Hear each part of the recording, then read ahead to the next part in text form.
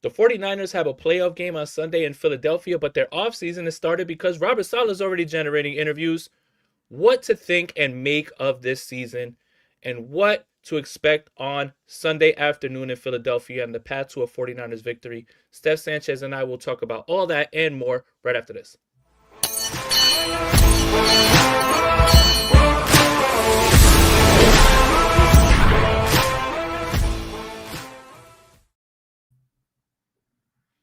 I'm Jason Aponte. That's Steph Sanchez. This is the Bully Ball Podcast, the only San Francisco 49ers podcast that is still on track to go to the Bad Bunny concert.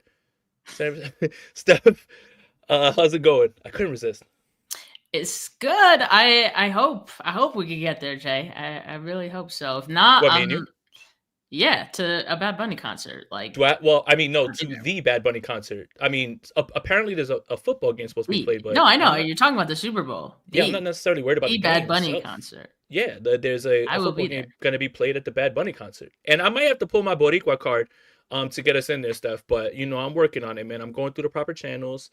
I'm going to talk to Benito. We're going to get it done. But yeah, the San Francisco 49ers unfortunately missed out on the number one seed, which would have let them stay at home, to get ready for the concert. But it is what it is. I guess before we start about all that, fantasy football is over. So really this weekend was really weird. It was just hate watching.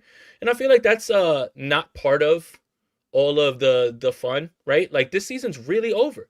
I can't believe it. Week 18 and there was nothing but parlays to lose, but sleeper's not done and you can still play in the playoffs. So the NFL season's here, which means you have a chance to win 1,000 times your cash on daily fantasy football. Not, this time. Well, you can. You could pick more or less. Pick stats like touchdowns, passing yards, receiving yards, fantasy points, and more for up to 1,000 times payout on Sleeper. Get your picks right and you could win big. And for a limited time only, new users will get a free $20 entry. And don't forget, if you use our promo code GSP, you'll get up to $100 match on your first deposit. Terms and conditions apply. See Sleeper's terms of use for details. Currently operational in 25 states. Check out Sleeper today. Steph, we wake up today and Robert Saleh has been requested for an interview. Nobody should be shocked. Even if it is the Arizona Cardinals, nobody should be shocked. You see names like Jason Garrett. You see names of people that you're like, what on earth is going on? People are just going to start interviewing. It's January 6th. It's January 6th. So you have to, do something, right, to get started. People's seasons are over. The 49ers season's not over. They don't have to worry about things like this because they're keeping their head coach. But, I don't look at this as any more that like Robert Saleh is going to take the interview. Like, I want to interview with Rihanna, but that doesn't mean that she's going to take the interview or accept the position. It kind of feels like the same thing with the Arizona Cardinals. Like, why would Robert Saleh want to go there? They're literally the West Coast Jets. Yeah, and I think this is the first of many interview requests that Robert Saleh is going to get, right? There's a lot of head coaching vacancies on much better teams, I think, than the Arizona Cardinals. Baltimore is by far, I think, the best one for any candidate. And, I'm sure Robert Saleh might get a call for that one too. He would certainly, I would think, fit, just kind of the culture that they have out there. But there's going to be other candidates in that mix as well, as you could imagine. So, I do think though that the writing is on the wall. It's been on the wall for Robert Saleh to get interest as a head coach. I mean, even before he signed on to rejoin the 49ers, he was getting courted by the Jags, right? And he was a finalist for that job. So that's why him and Liam Cohen got smoked.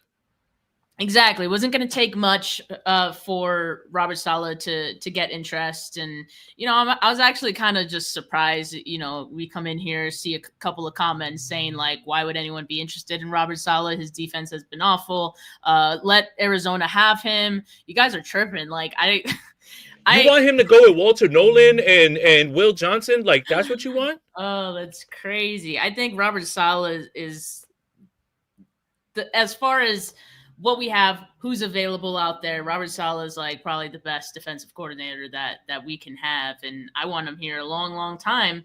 But I simply don't think that's going to happen. But I just think it's crazy how people have like turned on Robert Saleh suddenly when he has Garrett Wallow and Curtis Robinson out there as linebackers, and you're saying his defense sucks. I'm like, well, this team's still 12-4. I mean, you have to do something.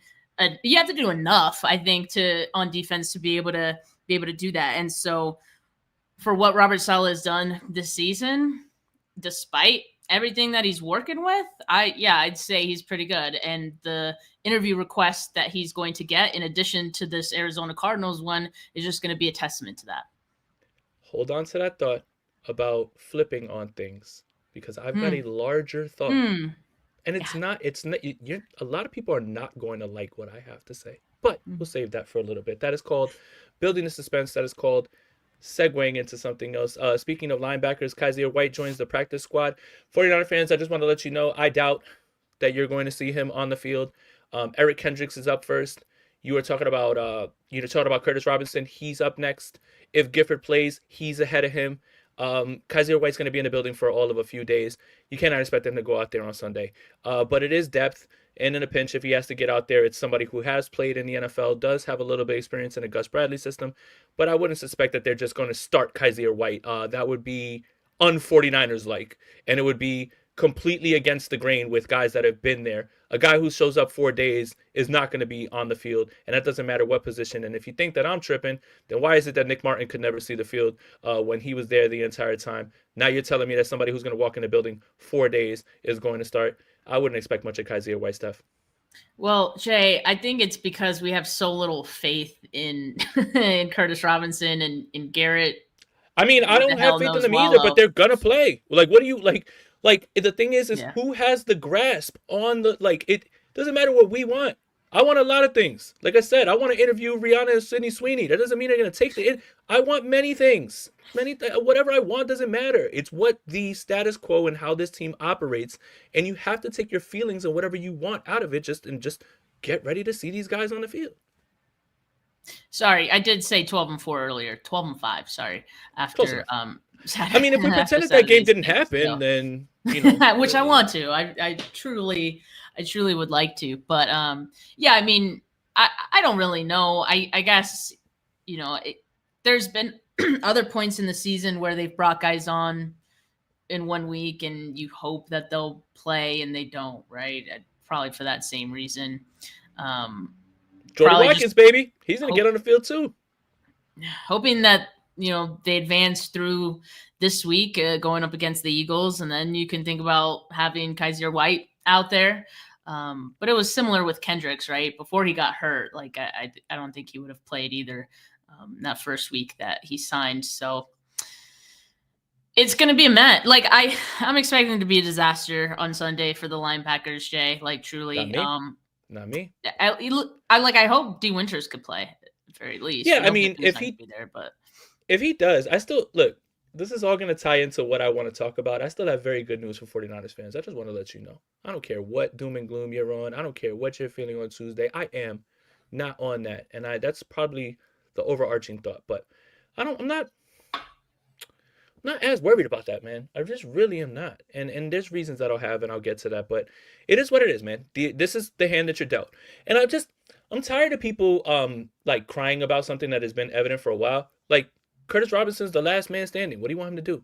Yeah, he's not good. He's a fourth linebacker. This guy's not good. That's stepping in. We didn't even know who he was. Like, that's just what they're down to. Like, I eat, breathe, sleep this team. I had no idea who Garrett Wallow was when he went on the field. Thank you, because I didn't either, and I was just like... and don't lie. And I love people who are a special teamer. Shut up. You had no idea either. And just where we are. Like I'm tired of people like, you're down to your sixth linebacker. Man, this guy sucks. Really? Imagine that. I don't get it, man. No. Not only is Kyzir White going to start, guys, Jordan Watkins and Jacob Cowing are going to hit the field right away. Don't worry, guys. The 49ers need speed, and these guys are going to get on the... Like, what are you on? When you're watching this team and how they operate, when has that ever happened?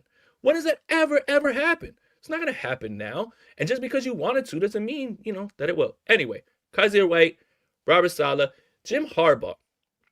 Jim Harbaugh is out as Baltimore coach. And, watching that game on Sunday, it felt like the loser had to be fired. Seriously. Because you have two coaches that are well-respected, have the same amount of tenure, but are living off the same Barack Obama Super Bowls. No, seriously. Seriously. Mike Tomlin hasn't won a playoff game since Barack Obama was in office. John Harbaugh won a Super Bowl because his brother choked. So now this idea that these guys can't be fired, it had to happen. And there were plenty of things that Harbaugh did wrong in that game on Sunday night. On Sunday night, I'm not blaming it on Obama. He just was the president. Let's not do that. He was the president when these two gentlemen won a playoff game last and won a Super Bowl last. But because they won a Super Bowl when the president from 3 presidents down, 4 presidents down, they're unfireable? No, this had to happen. And he's done things that made them lose that game. Sticking with that right guard who's getting absolutely mauled all game is bad. You have a chance with 2 timeouts and Derrick Henry to move closer, and you just choose to take the time and just use the kick. These are mistakes. And when you underachieve with the 2-time MVP, and if you're going to start blaming Lamar, we're going to have a different football conversation. You have to go. So it's time. And that's it. And what's funny is it makes Baltimore the number 1 desirable position, and it makes Harbaugh the number 1 coach. Like, if the New York Giants don't put on a full court press for Harbaugh, give him whatever he wants, anything, then they're an unserious organization, which I still fear that they are. But it was time. And the loser of that game had to go. One of them. And I'm just tired of you telling me that Mike Tomlin has so many winning seasons in a row. You would take Kyle Shanahan and put him on a train out of town if they went 9-8 every year. You would not be happy with that. You're not happy with him now, many of you. So yeah, that's my little spiel. It had to happen. But John Harbaugh's gonna get a job real quick. And the New York Giants have to be all over that, man. Yeah, I'm sure they will be, as other teams. Like, going back to like how this ties into the 49ers and Robert Saleh, obviously we know that Ravens' job is going to be peak for any candidate. And they want to get back to defense. Yeah, as they should. Like, that's been their culture, right? But do we feel like Saleh is going to be a top, candidate for them? Like, what other candidates would be? Would they want an offensive-minded? Would they want an offensive-minded coach to help Lamar Jackson progress? Right. So that's my question. I'm sure he's going to be in the mix. I'm sure at some point they'll request an interview, right? It makes sense for both sides. But will he end up, being a finalist? I mean, honestly, if he did, like, I'd be stoked for him. Like, that would be an awesome job for him to take. I think at this point, where he's at in his career, after like everything that happened with the Jets, I just want him to go somewhere that if he does leave the 49ers, it's a better organization, point blank period. And an organization that would give him the opportunity, to succeed. To be good. Yeah. Baltimore would be that. But if you notice, the same teams are always looking for a head coach. The Browns, the Jets, the Giants. That's a sign, the Raiders. Right? That's a sign. If I'm Robert Saleh, I want to be a head coach, but how bad? Exactly. How bad? That's what I'm saying. Harbaugh he can do the funniest thing in the world, which is take that Browns job and try to turn them around. That would be the funniest thing in the world. But yeah, like, that's the thing, is you have to start looking around and seeing what these teams might desire. Like, if you're the Ravens, I think at this point, I want to get an offensive head coach in here. Remember, John Harbaugh's a special teams coach, right? Very good head coach, by the way. I'm not saying Harbaugh's a bad head coach. It was just time. And Ravens fans will tell you, Steelers fans will tell you that it's stale. It's time. Andy Reid made how many NFC championships? You got to go. Doug Peterson won a Super Bowl. You got to go. Right? Like, it's time. And he's still going to land on his feet. But yeah, it is a spot that Robert Saleh would be, if they really want to go defense. And I know they want to fix that defense, but I do think that they probably go with an offensive head coach and bring back Wink Martindale and just call it a day and get back to defense, because that Ravens defense was part of the reason that they lost that game. But all right. Saturday's game. Really easy to flush it, I think. And it was really easy to flush, I think, right after as well, too. That's just one of those tip your cap to Seattle games. That's it. No shame in saying that. Tip your cap. You know when I knew something was wrong with that game? It was the first 4th down attempt by Seattle. And Seattle's at the bottom of the league in 4th downs. And that right there, I remember I was sitting next to my dad and I looked at him and I said, wow, That's no respect for the 49ers offense, and Seattle's defense knows that they got it. And what they said is, hey, if we don't get it here, you'll just punt it back to us and we'll go right back down. Sure enough, Zach Charbonnet, 26 yards, gone by himself. Seattle just whipped the 49ers. So you flush it. Nothing you can do about it. But here's where I'm going to start this. Steph, going into the week, 49er fans are making plans to stay in Santa Clara. When we win the number 1 seed, Sam Darnold's going to turn into a pumpkin. Big bully. You know, Purdy's playing so well. The offense is playing so well. Blah, blah, blah. Now, the San Francisco 49ers season's over. They have no shot against the Philadelphia Eagles. Here's where I'm going to start this. If you're scared, go to church. If you think the 49ers have no shot on Sunday, don't watch the game. If you're that confident in the Eagles, put all your money up on the Eagles then. This flip-flopping week to week, I knew the NFL was a week-to-week league. This flip-flopping between the San Francisco 49ers fans, and it's not all of you, fan how you want to fan, feel how you want to feel. It's annoying, it's disgusting, and it's the reason that we get labeled and we're lumped in as 40 whiner fans. There's nothing wrong with saying, tip your cap, good job, Seattle. Now you have a game on Sunday. And now, the Eagles, it's over. Don't even play the game, Steph. Don't kick it off. Don't go to the stadium. Just let them move on. I don't understand how week to week that changes you. Seattle had the best defense, the second best defense in football, in my opinion. Houston has the number 1 defense. By the way, the 49ers are going into their 9th game against a top 10 EPA defensive team. They are 4-4 through those games, with a chance to be 5-4. If you're scared, go to church. If the game is over, don't watch it. For heaven's sake, stop crying. For heaven's sake, stop telling other 49ers fans who are hopeful and think that this team can beat the 49ers, can beat the Eagles like I think they can too as well. Stop telling them it's over. Don't watch the game. Please. It's annoying. And I don't like being lumped in with you guys. This is why people call us the whiners. Look, you lost the game that you wanted to have. Cool. I was upset too. But I understand and contextualize that just wasn't your day and they were better than you. But this complete idea that game means that this game is over, and because nothing can ever happen that's different, no team has ever been upset in the playoffs. No team has ever won a playoff game against the number 1 seed without scoring an offensive touchdown in frigid weather in Green Bay. Don't lump me in with you. You're not you. I mean, you're you and I'm me, but I'm not you. If you're scared, go to church. And stop crying. That's it, Steph. That's all I got. For a fan base that calls themselves the faithful, I mean, a lot of fans lack it.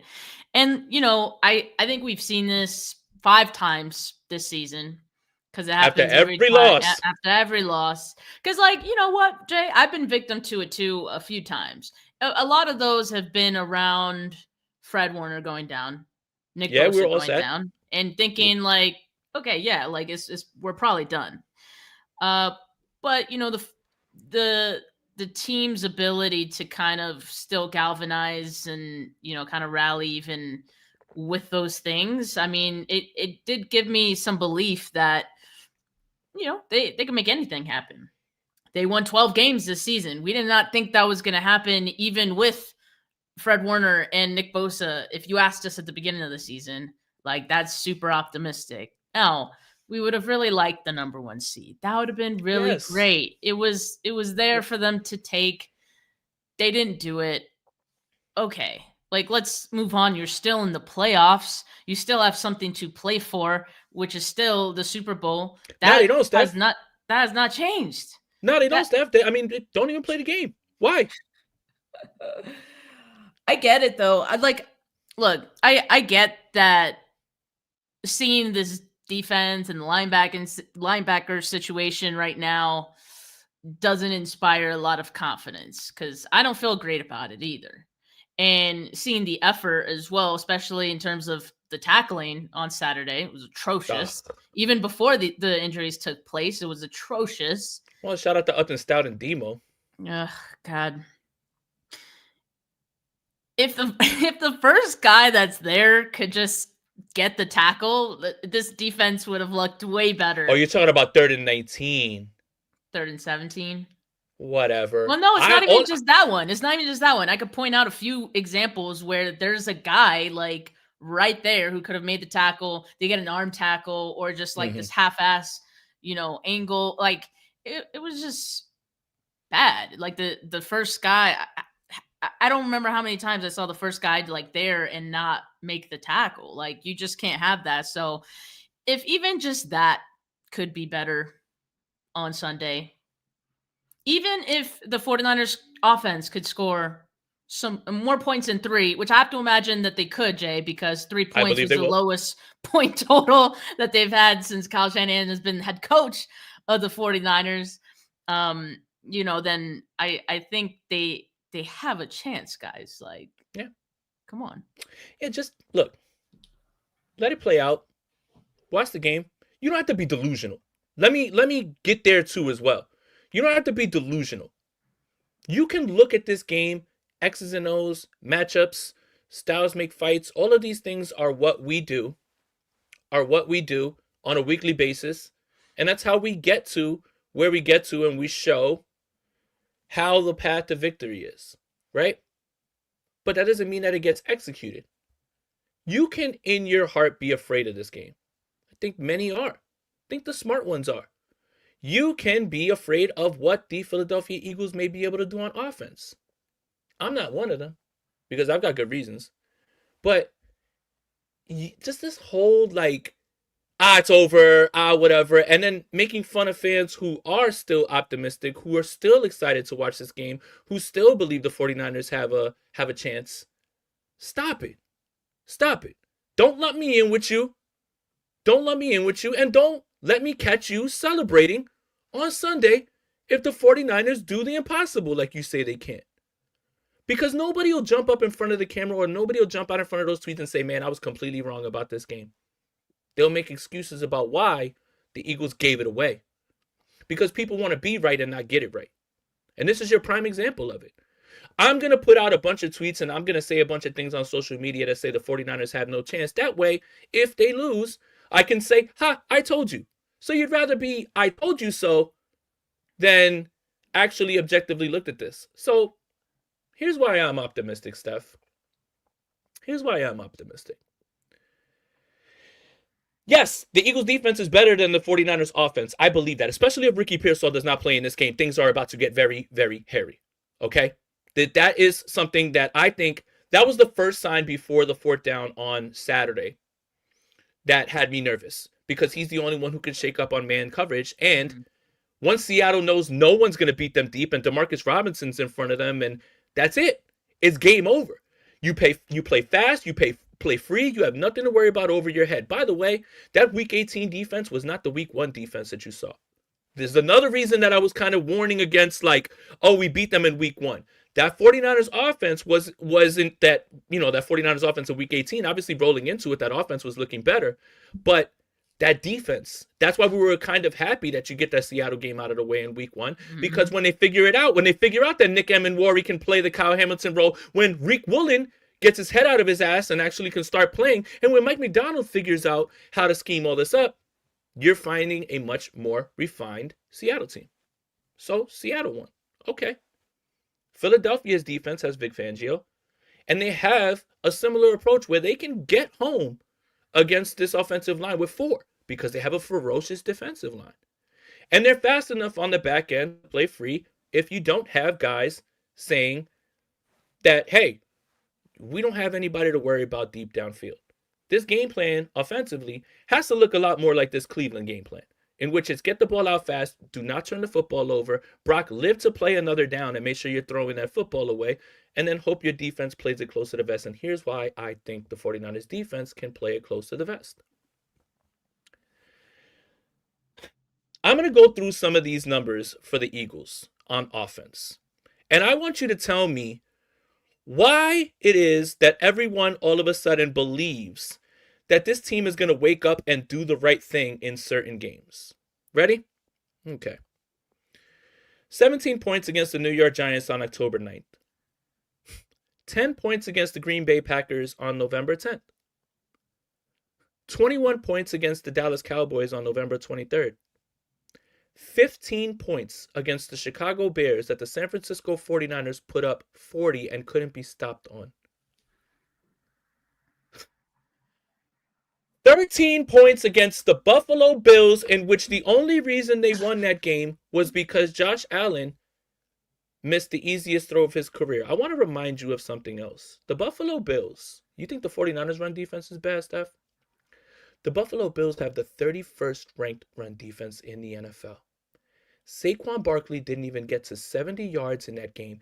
Jalen Hurts, for the second time in the 2025 season, threw for 0 passing yards in a whole half. Am I bullish on the 49ers defense, or am I happy that the Eagles offense plays something that I'm labeling prevent offense? They don't stick with anything that works. They do not execute. That offense is in shambles. If you believe that this Eagles offense is going to wake up and Jalen Hurts is going to be a pure progression passer and all of a sudden be accurate with the football, and they're just going to give the football 37 times to Saquon Barkley, and when have they done that? Which game this season? We've been waiting for Saquon Barkley to break out. Jalen Hurts is not a quarterback. He is a football player masquerading as a quarterback. The tush push isn't even working. But now, I need to be worried about the big bad, super bad Eagles offense. I'm not. Because they'll score points. But if you think the Eagles are going to go up and down the field on this 49ers defense, you haven't been watching the Eagles not 1 minute this year. Not 1 minute.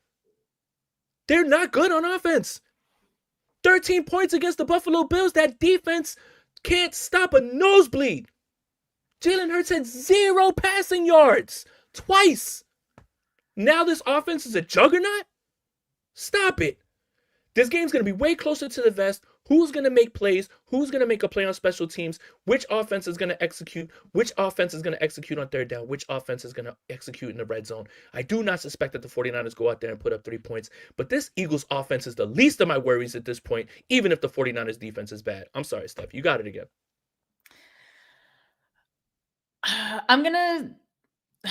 I'm like debating if I should say this out loud. Because like I actually didn't think the defense played as bad as what watching it live felt like.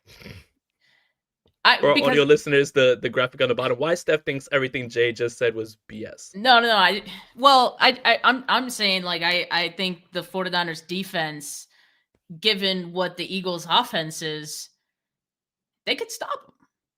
Because the Eagles offense is, for much of the season, has stopped themselves. And as long as the 49ers defense can do enough and avoid a few key mistakes, like a 3rd and 17, like just stuff like that. Like if they could get out of their own way as well. The 49ers defense did make some stops in that game, like in some moments, right? Like they did. They held them to field goals when it felt like the Seahawks were marching down the field. I feel like that's somewhat of a win, right? And I'll say this. Yes, the defense is disappointing, but I do think what they did was enough as well, because I think 13 points is not some insurmountable number. Like, and shout the out to offense, Jason Myers. I mean, it's a game of 3 phases, and the offense as well. Like their 2 biggest opportunities were the 2 drives, the one drive where they had the field goal, and then the one drive where the ball ended up getting intercepted, coming off of McCaffrey's hands. Those were your 2 shots. You might be talking about a completely different game, like if the 49ers actually score there. No, I get it. They didn't. That's why we're talking about this being a loss. But I'm just saying that,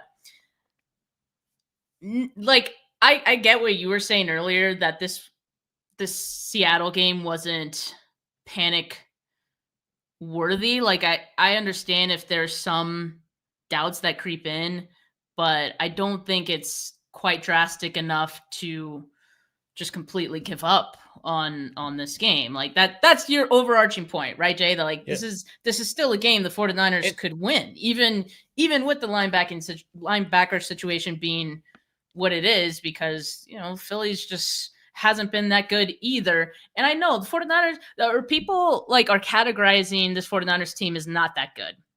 Which teams are that good? There are only two. Like it's literally just the Rams in Seattle that are like, I would say are balanced. I think they're balanced. They're two balanced teams. Like out of all the NFC teams, yeah, I think those are the two teams at the top.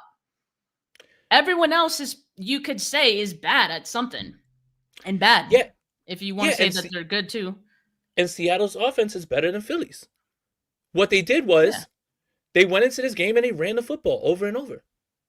When have the Eagles done that? Ever. They haven't scored 40 points one time this season.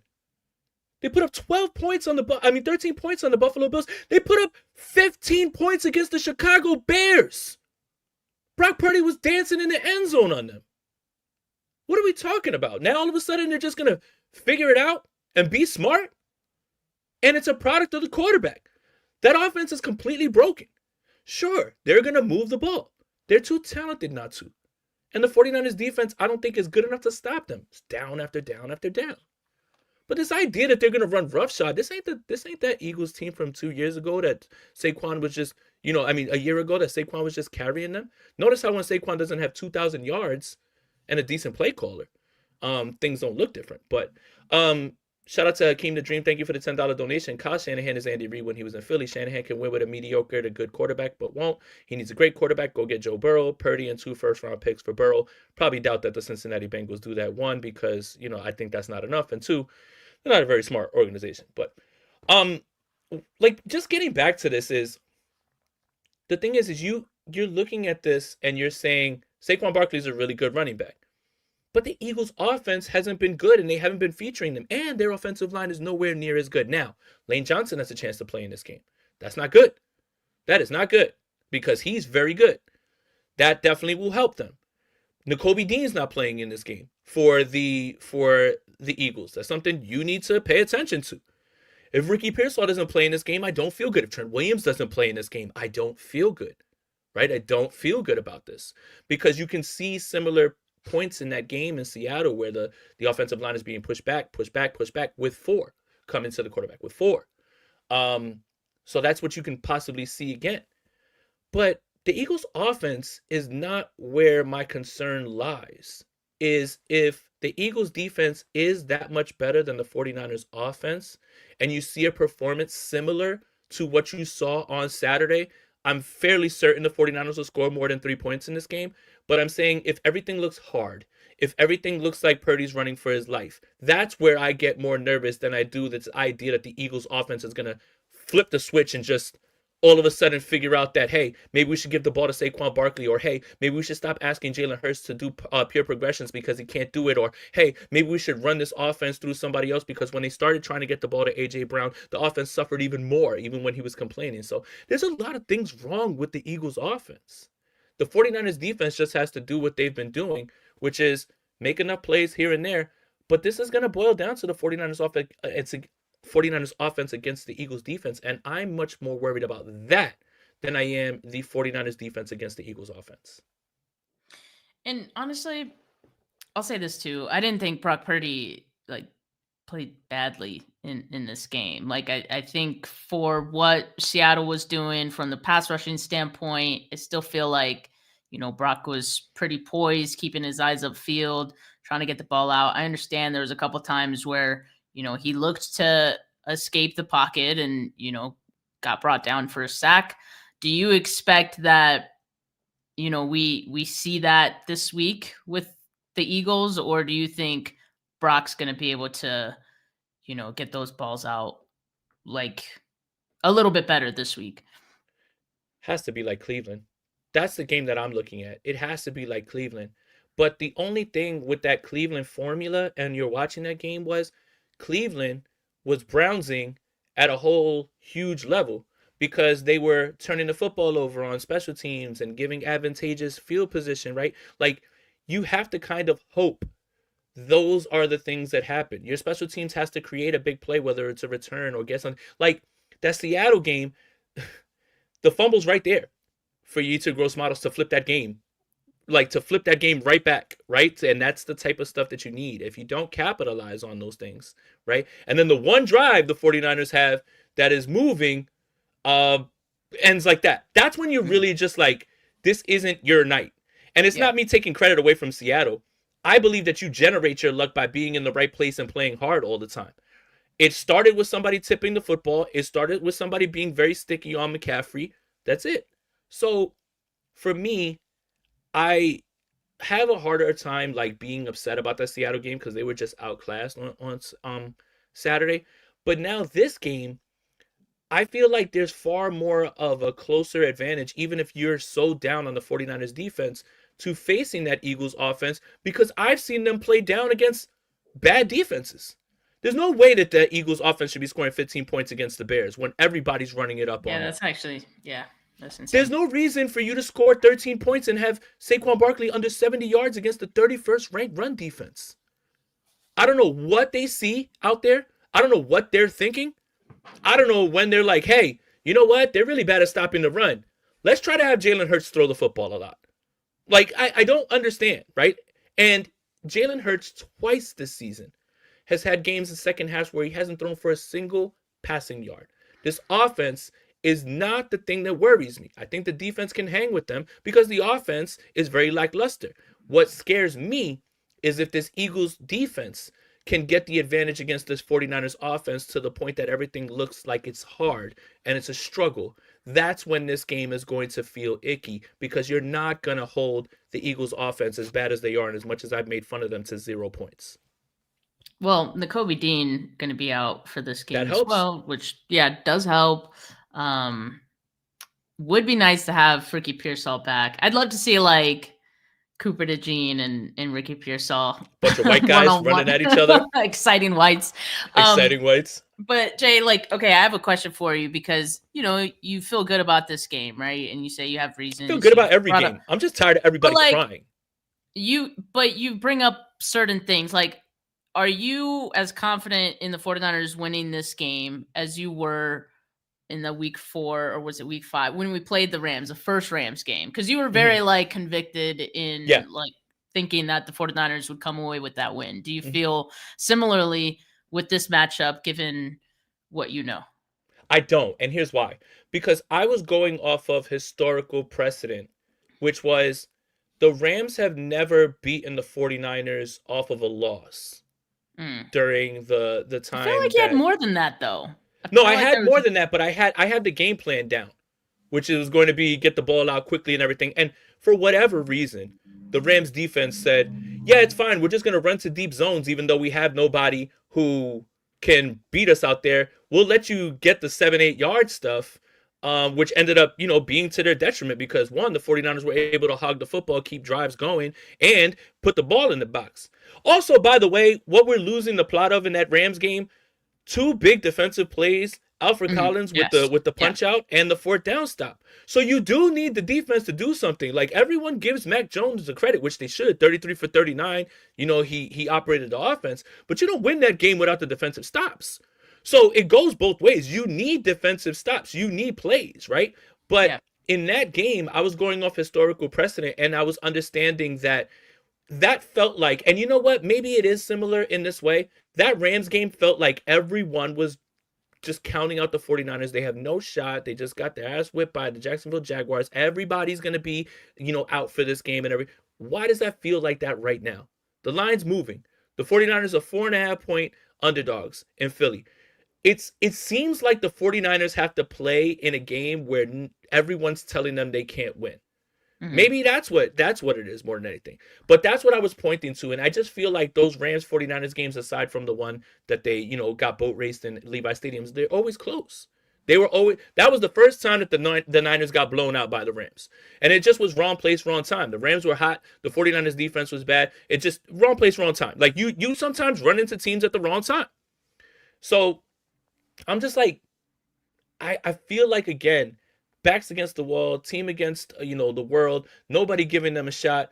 But you're losing the plot of the Eagles offense is something that is still their Achilles heel.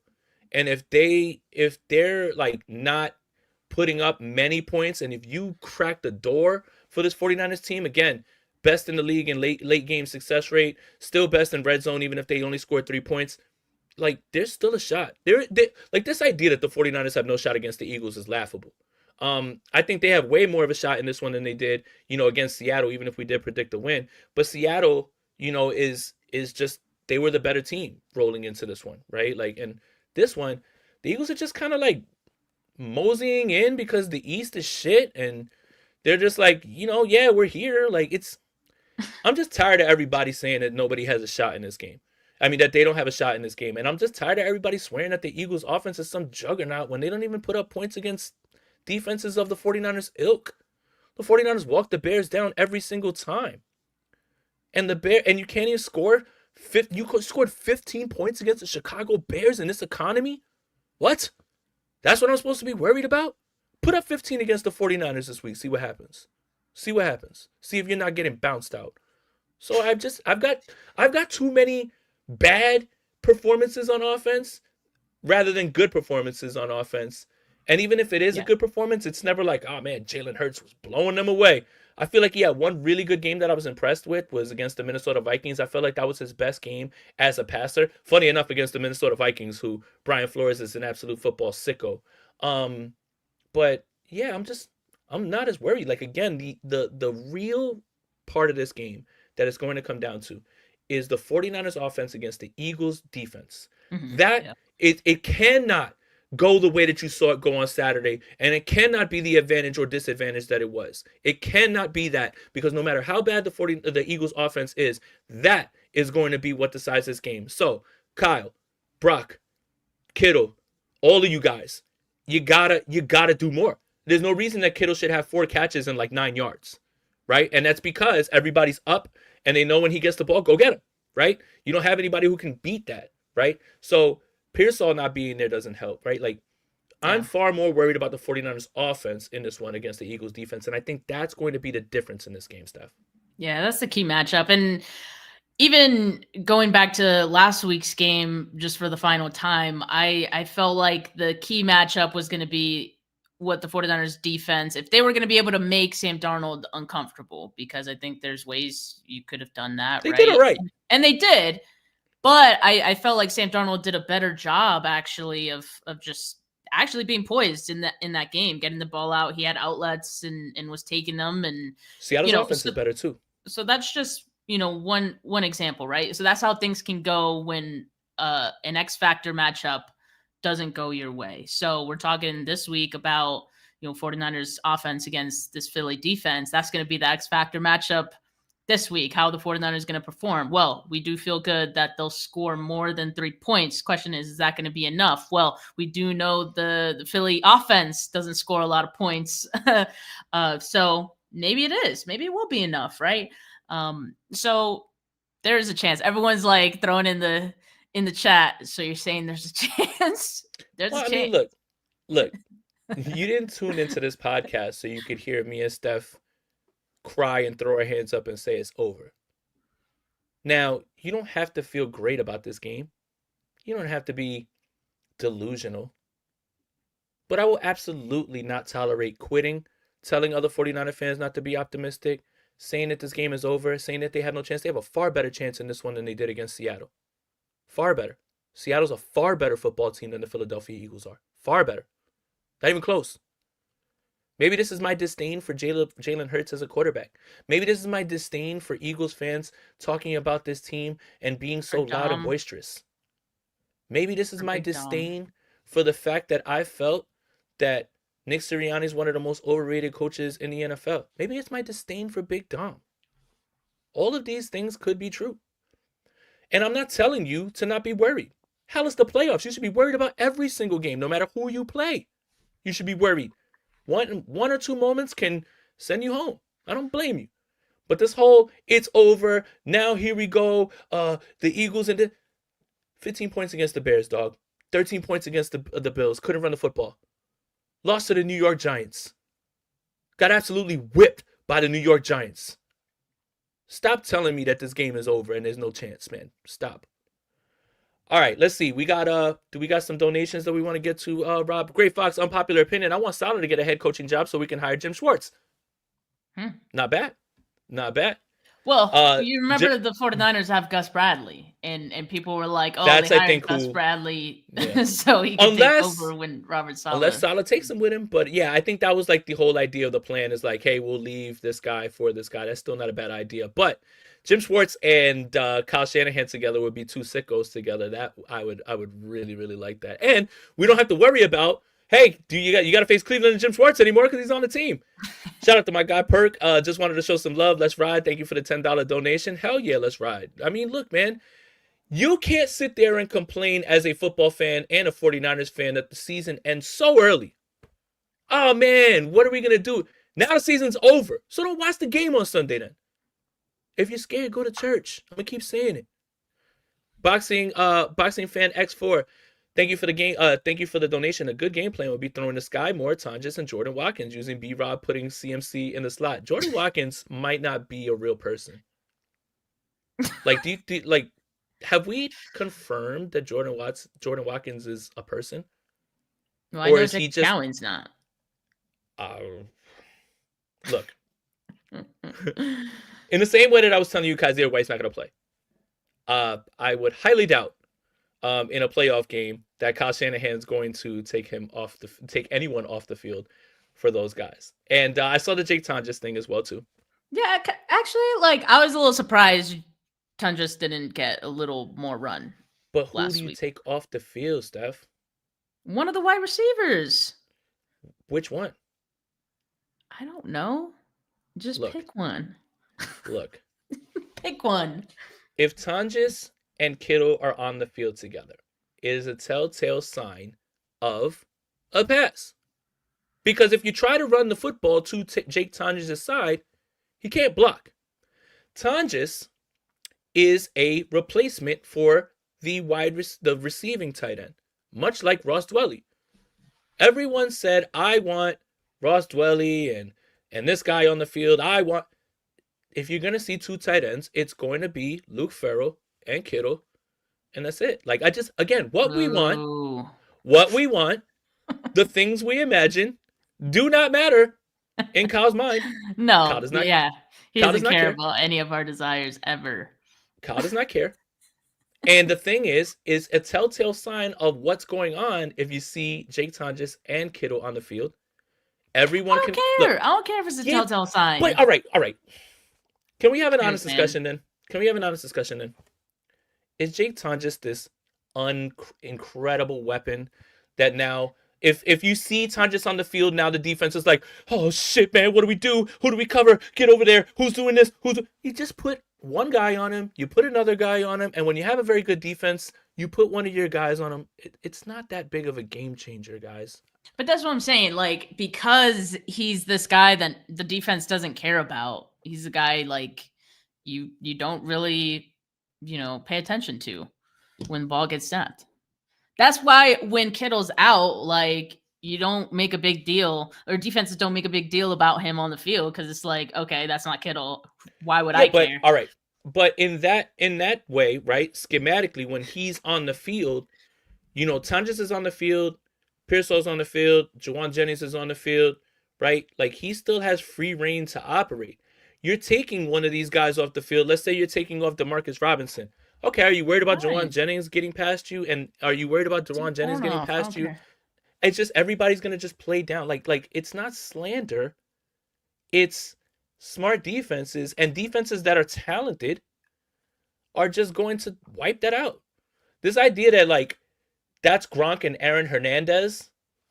Nobody's saying that, first of all, Jay. Like, we just want to see a little diversity, and I think Tonjes has earned a little extra looks alongside Kittle, especially in the red zone. Like, I think that's where I'd be most interested in the red zone.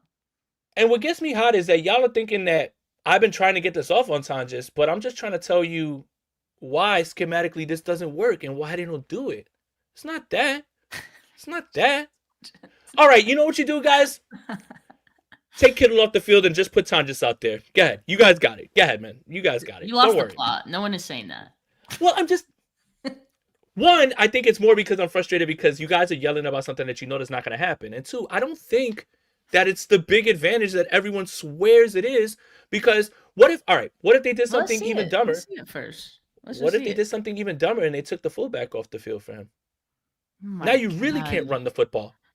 Now you really can't run the football while he's out there. Like, this is, guys, when you ask, put him on the field, ask who's coming off. And then you'll get your answer. And then ask yourself, will Kyle listen to me? And then you can just we know that answer. Yeah, you look at a big NO. That's it. I'm just trying to help you guys. I'm not trying to slander Jake Tonjes. Just telling you why it don't work and why Kyle won't do it. That's all. Fine. Look, we got 10 minutes left, Steph. I want to talk about this season in itself. And we were talking about the way we should be looking at this season. And the Super Bowl or bust crowd, they don't like when I say things like I'm having a lot of fun with this season, right? And I'm going to remember this season because there's no reason for the 49ers to be in any of these positions based on who they've lost. I think it's kind of crazy to think that because the 49ers didn't get the number 1 seed and could possibly lose on Sunday, even though I don't think they will, that the season's a failure. I just don't think that I've never gotten to that point, man. I'm watching a team win 12 games and we're talking about linebackers like Curtis Robinson, and you want Kaiser White on the field, and you lost Michael Williams, and like we're begging for Yetur Gross-Matos to be on the field, and I think losing sight of the forest by staring at the trees and the whole idea, like, I have a question for we didn't win the Super Bowl, it's a bad season. So you hate football for 30-something years then? Every season's bad. They do, Jay. You can't tell. This fan base is like always pissed off. So you mean to tell me that you've been watching the 49ers since 1995, some of you, and every single season was a failure? Every single season you hated it? That sounds miserable. That couldn't be me. Disappointing how it ends is one thing, but I don't understand this whole idea that if you don't win the Super Bowl, you hate that season. Sure, I can't listen to The Box by Roddy Ricch anymore. Sure. That was a great season. Oh my God, I was in Miami. All the 49er fans just riding around playing the box. And now anywhere that I go, if I ever hear it coming from a car, if I'm at a party, I see the helicopters. But that was an amazing season. I love the 2021 season. Watched the 49ers win a game in which they didn't score an offensive touchdown in Green Bay. I loved the 2022 season. Unfortunately, Brock Purdy gets hurt against Philadelphia. 2023 was perfect until it wasn't. So this idea that when the 49ers don't win the Super Bowl, it's the worst season or you hate it, then I feel bad because you've been hating football for 30-something years. And for me, I'm a person that's leaning into positivity. I could never watch something that I hate, or I could never watch something that pisses me off to that degree. I'm having a blast with this season. This is one of the most fascinating and fun seasons I've ever had to cover, and I'm going to keep saying it. I don't care how it ends. Oh, yeah. Yeah, no, that's it. Sometimes I don't know when you're done, Jay, because like, yeah, my bad. But no, I agree with that. I mean, obviously, we here are somewhat like more on the optimistic side of fandom, and Leon Sandcastle's comment here, I think, is really true that most fans are probably happy with the season, but it's just that 1%, maybe 2%. Like, those people are just always so loud and they talk all the time about how miserable they are and how, fire this person and that person and no, it's Super Bowl or bust. And I'm not happy if they don't win a Super Bowl. Look, ultimately, like, that is the goal, but like, we can enjoy the journey, right? Like, however it finishes, like, we're going to enjoy the journey. And this one has been a journey that has exceeded our expectations at multiple points this season, right? And I think that's something that, we should appreciate. There's been several seasons, like, man, the two that you mentioned really stick out to me as, some of my favorites. And, being able to do like content creation during that time as well, that was just peak, because I also feel like just the vibe with content creation then was really at an all-time. Well, that's when everybody became a content creator. Yeah, like we were just buzzing. It was really buzzing. So, it just felt good. And I think this season, I'll remember it as a good one, no matter how it ends. And in some ways, it's like also forgettable, because you also know that, Fred, no Bosa, and that was tough. And it's hard to imagine a season without those guys being like super memorable. But look at what they did and what they've done so far. Like, they're in the playoffs, and they're still playing for something. So I think that says a lot. And the season's not over yet, right? They have this game on Sunday, and as we've been saying much of this show, they have a chance to win that one. So no, they don't. We're not even talking about the season as if it's already over, because we don't believe that. No. But yeah. Good reminder. One quick exercise before we go. Season's over. I have a ballot to cast for PFWA, which is not the NFL MVP or the NFL AP, right? So those are the ones that everyone goes for the awards.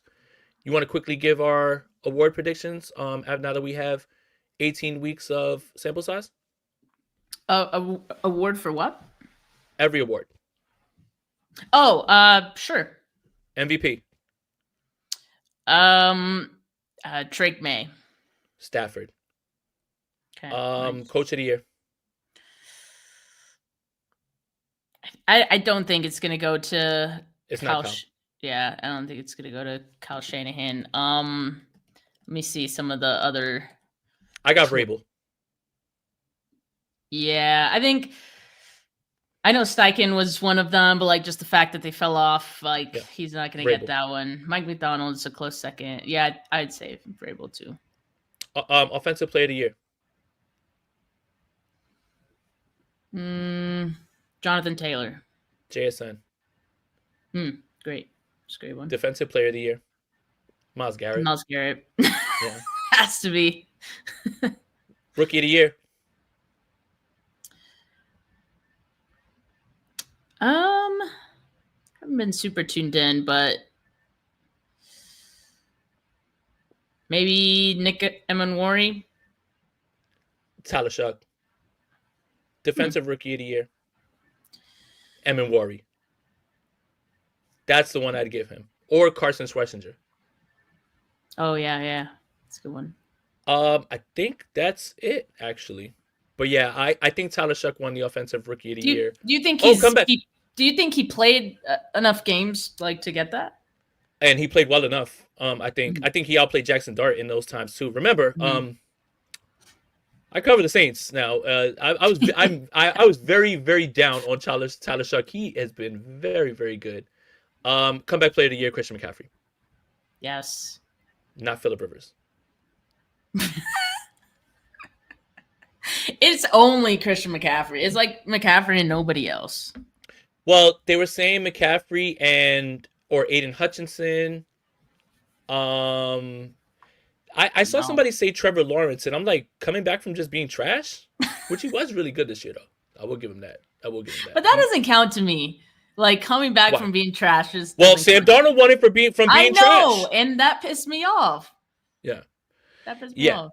So that's the thing. It's like, is it comeback player of the year, or is it comeback from being trash player of the year? Like Daniel Jones, right? Like, that's the part that, look, if you're going to quantify it that way, say most adversity faced player of the year or comeback player of the year, right? So yeah, fun exercise. I'll probably cast my ballot for those guys, and we'll see how it goes. Some of them easier than others, but I think JSN did enough at the end of the year to win offensive player of the year, especially when you're just given the Seattle throws the ball the least in the NFL, and he still was like leading, everything. And Rivers wins health insurance player of the year.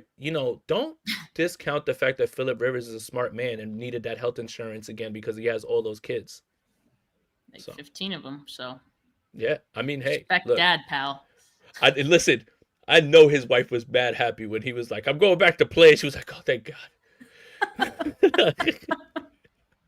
Two things that man knows: calling out plays at the line and audibly, and fathering kids. All right, I think we did it. Steph, I didn't get to see you before New Year's. I can't say Happy New Year because it's January 6th. Haha. It's past the date if you ask Larry David, and I agree as well too. Don't January 6th. Don't Happy New Year me. Please. Don't Happy New Year me in March. That's ridiculous. So yeah. But I did want to say, and it's because I said this to Rob because we did the last show, but another year of doing this show with you.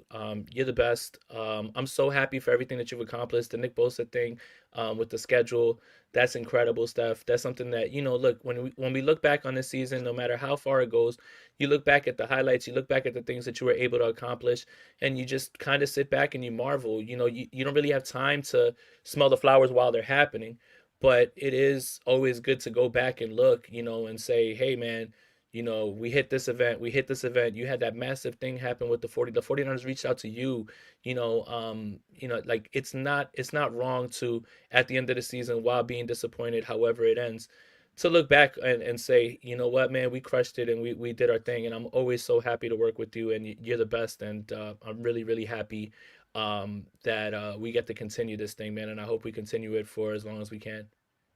Appreciate you, man. Yeah, I mean, you're one of the few people in this show as well that make like content creation and doing potting like enjoyable. I think because there's a lot of insufferable people out there. So I'm just happy to. Oh, I wasn't. Oh man, look at I wasn't talking about you, Rob. You know what we did? You know what we did wrong, Steph? When we were talking about seasons that we love, we forgot to name in 2019 that winner Jimmy G, and we forgot to win that winner Jimmy G in 2021 as well too, just to get Rob to make that face back there. It's funny. I just finished doing a little laundry because actually today's one of the good days as far as health goes. So I was trying to use my energy, and Averly's mom asked and said, hey, Jimmy G doesn't play in the league anymore or anything like that, right? I'm like, what do you mean? He's the Rams' backup quarterback. She's like, oh God, he's so handsome. And I was like, all right, man. I was like, see, that's like the highest compliment that they can like pay him and everything. It's just funny to me. And I just like how whenever we bring up Jimmy G, or if we say anything nice about him and the time that he had here, it just bothers Rob so much. Like, I have to be able to get him back for all the kicker updates when I hated doing that. What we need. Yeah, so there needs to be a sound bite for that. Now I don't care, dude. You know what? Matter of fact, what was one positive from Saturday's game? Hit the button, Rob. Kicker update. Respect my kicker. Never a doubt, baby. Respect my kicker. If you're there and you're still down and you know that I have 3 points on the board, absolutely right, Kyle Shanahan. You go and you kick and you turn around and you get to the iPad. You don't even look because it's dead down the middle. Dinero Pinheiro. Fire. What a pickup, man. All right. That'll do it for this episode of Bully Ball on the Gold Standard Podcast Network. Make sure you guys like this video and subscribe to the... Hey! Even this picture that's up on the screen, audio listeners, of Jimmy G down with the injury in Miami, open the door for Brock Purdy. So don't say he didn't do anything wrong. He didn't do anything right, man. He was trying, man. He was trying. Kind of iconic of him to do that. Right. That'll do it for this episode of Bully Ball on the Gold Standard Podcast Network. Make sure you like this video, subscribe to the channel, subscribe to the Gold Standard Podcast Network wherever you get your audio podcasts. Make sure you follow Steph on Twitter at Steph49K. Subscribe to her YouTube channel. Follow me on Twitter at JasonAponte2103. And you can follow me on Twitter there as well, and subscribe to my YouTube channel. Steph, another year. I am not putting the bags away. I am preparing to go on the road next week as well too. Stop telling me this game is not winnable. If it's not winnable, make sure that you put all your rent money on the Eagles if you're that confident. Don't watch the game and don't celebrate after when it's done. For Jay, for Steph, we're out of here. Peace.